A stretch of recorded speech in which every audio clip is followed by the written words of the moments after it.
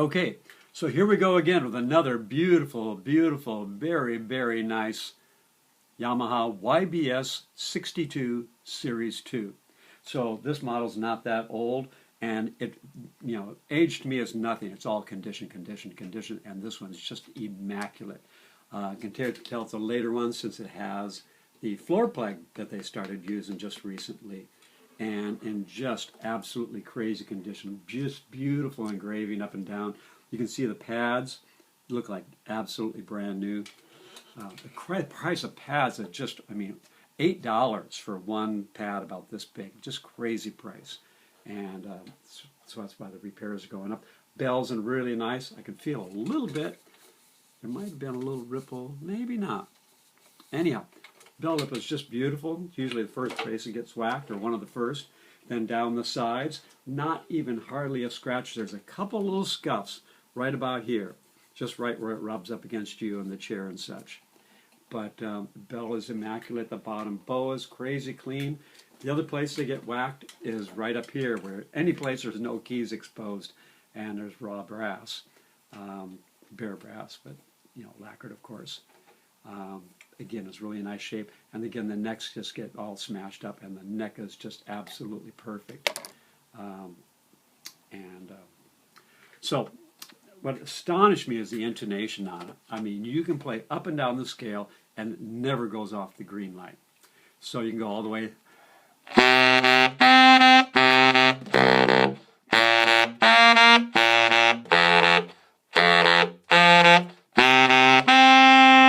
You can get your tuner out.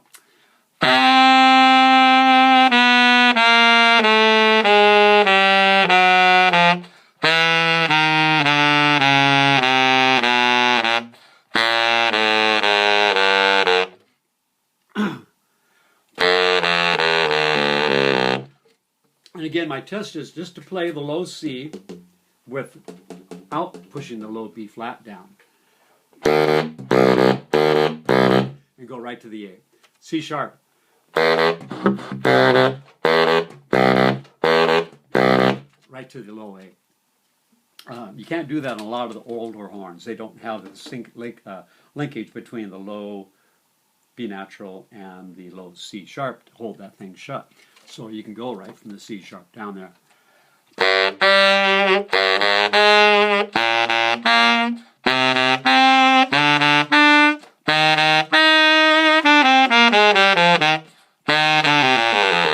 So the intonation on a Bari is really critical. You're holding down the bottom end of the horn section, so you got to be perfectly in tune. So we always tune up to the Bari. So.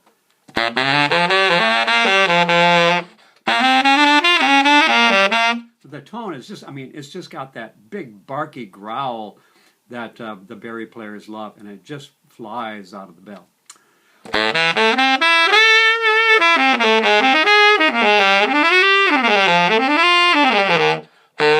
So that's the long C with the octave key.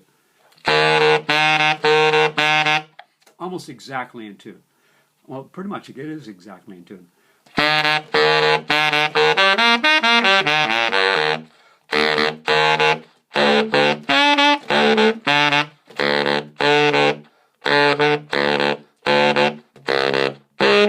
Again, those are all the false fingerings, and usually it's an effect because it's a little out of tune, but it's just perfect. The key work feels like a brand new horn. It's still got that brand new stiffness to the key work that needs to be broken in a little bit. And again, just the crazy, crazy shape. And every one I've had of these, they just play absolutely wonderful. Really, really scarce here in the United States. But I'm finding a few in Japan and having them shipped over. So that's the only way I can find them. I always want to have one of these around. And they're just really, really scarce and going for big, big bucks.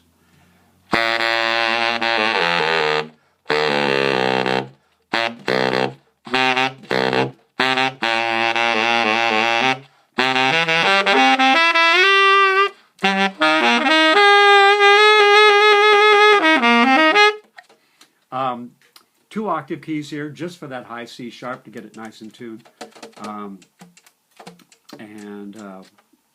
what else? Adjustment screws for everything up and down. Big, oversized, low A key. It's just monstrous. And again, I see people jump into it. All you have to do is just roll your thumb, and you're right there. The other thing on the Yamaha is the best octave mechanism known to mankind, as far as I know. You have the big thumb rest, the big thumb touch, and then two arms, not one, but two arms going underneath the key. The old Selmers and the Yanagisawas have one little skinny arm going over to the A. It's got to close the B flat, the B flat's got to close the B, and the B's got to close the C sharp. All the way down the bell with one little flexy piece of brass, where this has got two monstrous arms going underneath the keywork, and one goes to the A, one goes to the B flat. So they're basically cutting that keywork in half, and lowers the torque on it. Adjustable thumb rest, of course. Double arms on the low C, which is almost a standard these days for pro horns. But anyhow, just marvelous, marvelous condition. Serial number 29697, which means just absolutely nothing because their serial numbers are completely consecutive. So anyhow, just an absolutely marvelous instrument. The fork F key, you can see, is again, instead of jumping, it's just a rock away.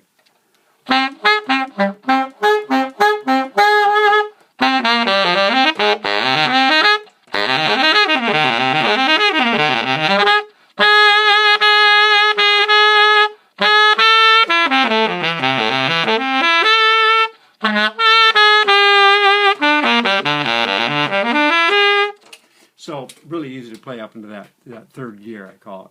So I'm going to play a little quickie thing. And before I get to it, if you want to see more detailed pictures, www.stevegraysaxes.com. That's STVEGRAY, saxes.com.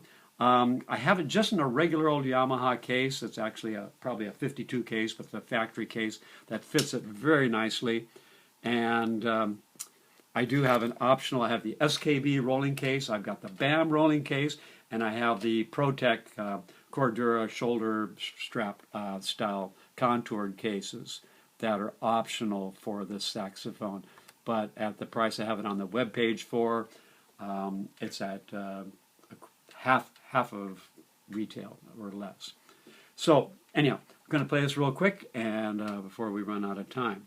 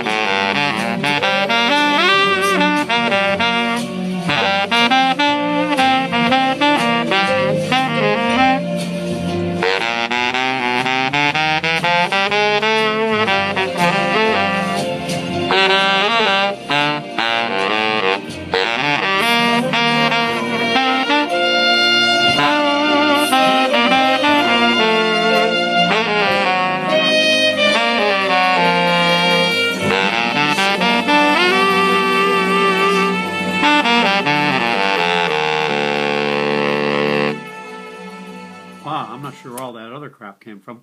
But anyhow, you get the idea.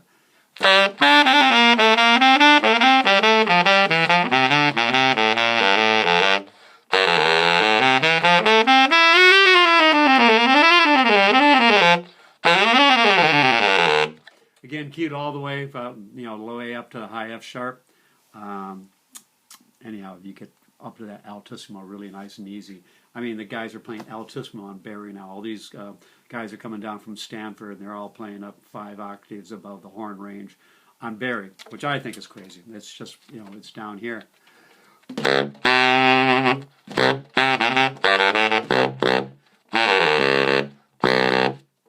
get that big low A bar. I mean, I've got a couple of low B flat horns, but man, oh man, everybody's got to have that A. I mean, you just got to have it. The other crazy thing, when I started selling these, they retailed for $5,000 in the early 90s. Now they're again almost $15,000, which is just absolutely crazy. Appreciation is just, if you just put it in the closet, it's going up faster than any money in your bank. So a great investment on many levels, artistically, financially, aesthetically, everything.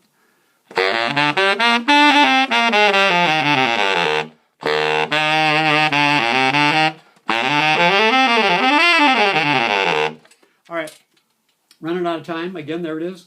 Beautiful Bari sax, YBS-62 Series 2, and in virtually brand new condition. Again, just a couple scuffs, not a ding in it, and at a wonderful, wonderful price. Check the page.